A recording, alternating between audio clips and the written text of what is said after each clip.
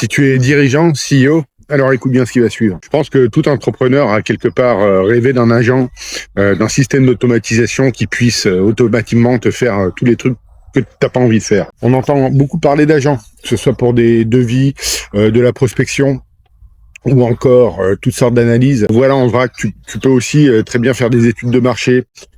Tu peux très bien calibrer ton agent ou ton intelligence artificielle pour qu'elle te sorte tout type d'analyse où tu n'as plus vraiment le temps de faire et qui pourrait vraiment t'aider pour ta décision. Puis c'est pas étonnant, ces temps-ci on voit plein de boîtes là dans l'actualité et il y a plein de choses qui se passent. On entend parler d'Oracle qui vient de saquer 30 000 personnes. On entend parler de grosses boîtes comme Amazon encore ou Meta qui font des plans aussi et qui commencent à faire du transfert de savoir vers différents IA ou vers différents agents. Mais voilà ce qui se passe.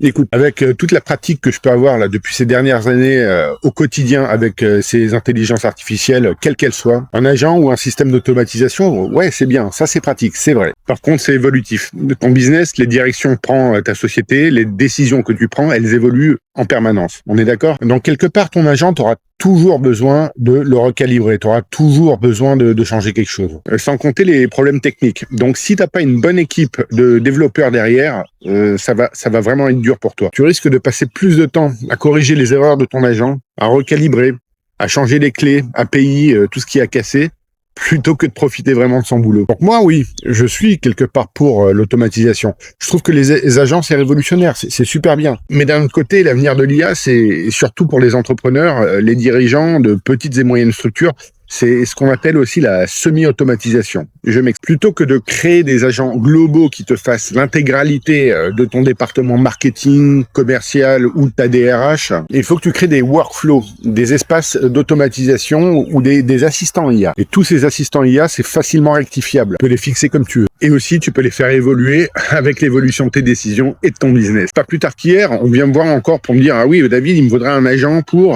mon département marketing. » Non, il faut pas un agent pour ton département marketing, il te faut quelqu'un de ton département marketing qui sache utiliser des assistants pour lui faciliter une partie de son travail. La décision lui reviendra toujours.